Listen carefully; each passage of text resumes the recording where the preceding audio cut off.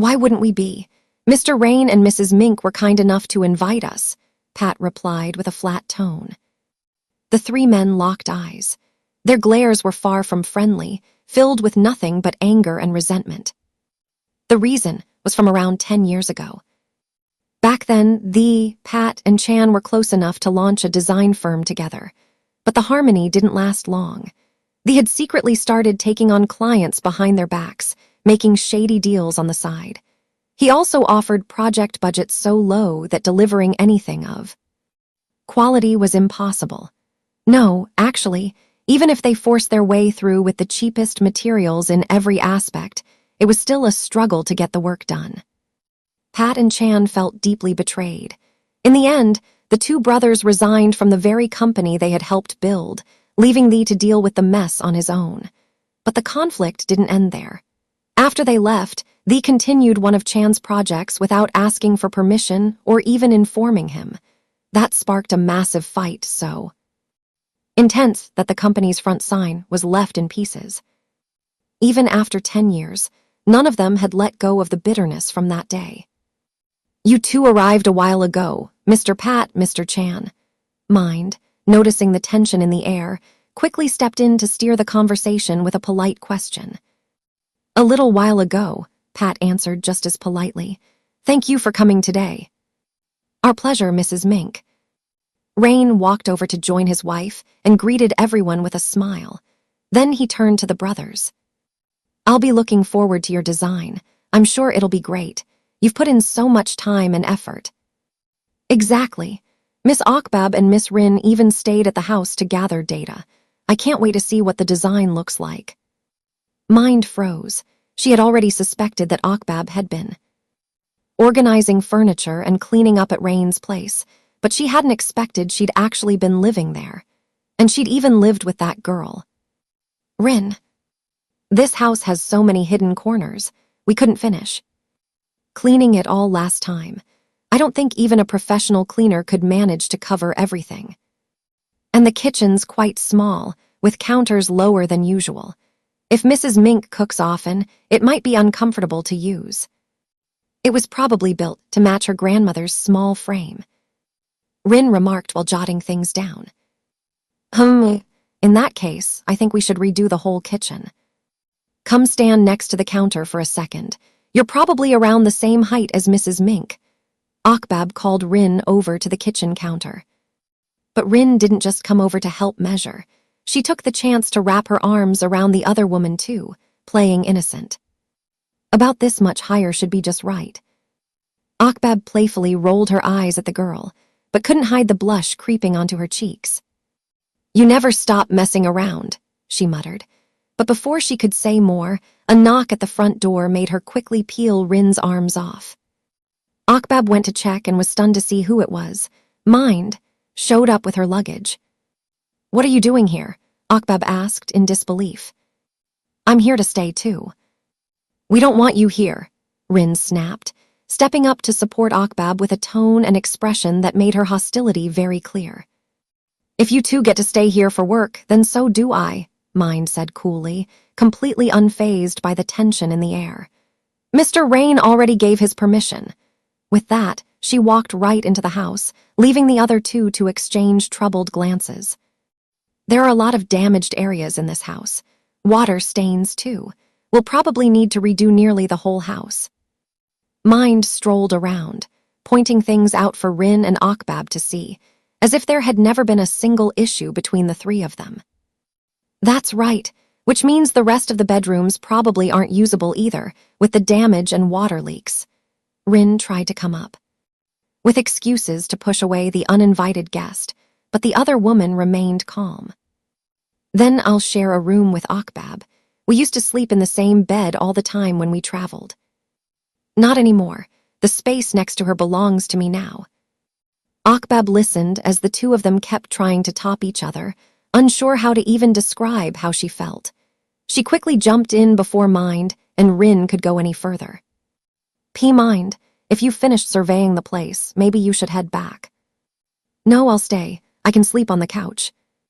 The reply made Akbab exhale sharply. Akbab was filled with frustration and a sense of resignation. Fine, do whatever you want. In that case, why don't you take me to see the backyard? You've been here for days now. I'm sure you know your way around. I'll take you. I'll show you every corner. Rin volunteered and headed out first, leaving Mind to glance after Akbab, who walked off to take care of something else, clearly fed up. Eventually, Mind followed the girl out to the back garden. It won't work, whatever it is you're trying to do. Rin spoke up first. Mind just offered a faint smile, far more composed than the visibly agitated girl, which was exactly what she'd come here for.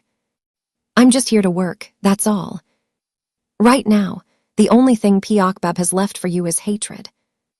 Mind didn't mean to mock someone so young and inexperienced, but she couldn't help it. She raised an eyebrow at the girl beside her. And you think Akbab loves you? Rin flinched. The words she wanted to fire back got stuck in her throat because she wasn't even sure what Akbab felt about her. I've known Akbab longer and better than you do. That girl's always been clear about what she wants. She knows what she loves, what she likes, and what she hates.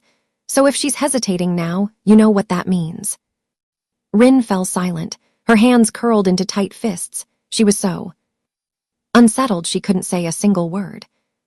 And more importantly, Akbab doesn't like younger girls. The steamed crab from that place we used to go. I'll peel it for you. That evening, Mind ordered crab delivered to the house and expertly cracked it open. Even though Rin was still feeling bitter from their conversation that morning, she wasn't about to back down. She grabbed a grilled prawn, peeled it carefully, and placed it on Akbab's plate. Here, sweet prawn meat. Mind also placed neatly peeled crab meat onto Akbab's plate with a soft smile. You've always loved crab, haven't you? Old food can't possibly taste good anymore, Rin muttered under her breath. Try something new, it's better. New things usually only taste good the first time. In the end, you always go back to what's familiar. That's enough, both of you. Akbab burst out, frowning deeply. Then she turned to Rin. Give me a moment, go upstairs first. Rin looked confused. She hadn't expected to be the one asked to step back, and she didn't know the reason. She looked like she wanted to protest. But when she met Akbab's tense and serious gaze, she gave in. She left Akbab alone with Mind, her shoulders lowering with sadness. What is it you really want? Akbab asked. I want us to go back to the way we were. That's not possible anymore, Mind. Why not? We never officially broke up, remember? The conversation wasn't loud, but it wasn't quiet either. Rin, who had just reached the bottom of the stairs, heard every word. Her heart sank even lower. Later, when she finally got a moment alone with Akbab in the bedroom, Rin couldn't resist asking for clarity about what was happening now. You still haven't gotten over her, have you? Akbab didn't answer. She remained silent, uncertain of the tangled, overflowing emotions within herself. How about me? What am I to you? Are we just coworkers, just a boss and her subordinate? What else could we be? Akbab wearily cut off the conversation, not wanting to face anything or answer any more questions tonight. She turned and walked away, leaving Rin to sink into the one thing she hadn't wanted to hear. Okay, Mom, when do we need to pay them? V let out a long sigh after hearing the number from the other end of the call. All right, I'll take care of it as soon as I can. Terdes watched her partner's tired expression and hesitated.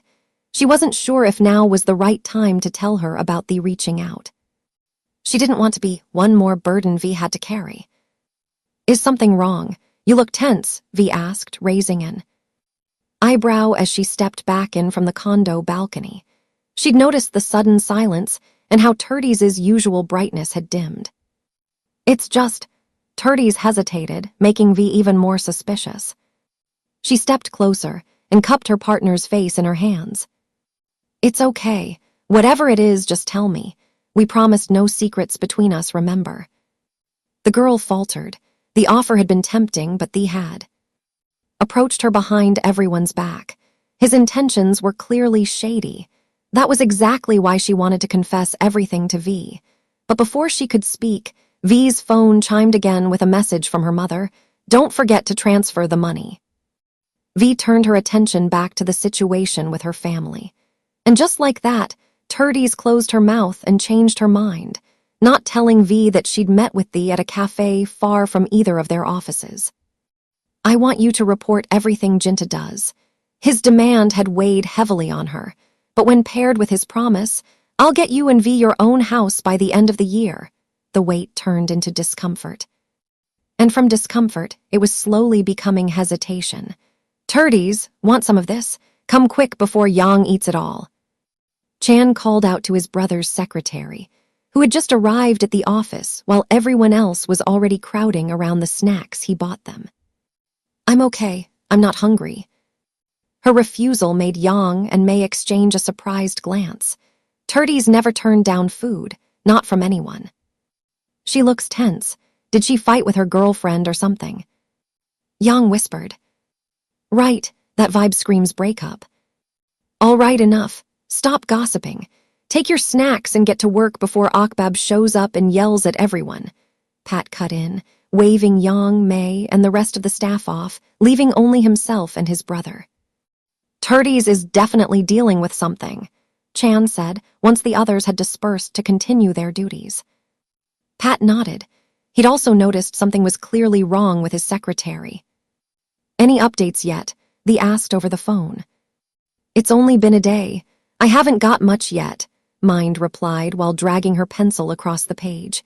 She'd woken up early to watch the sunrise and sketch, and she had almost finished when his call interrupted her.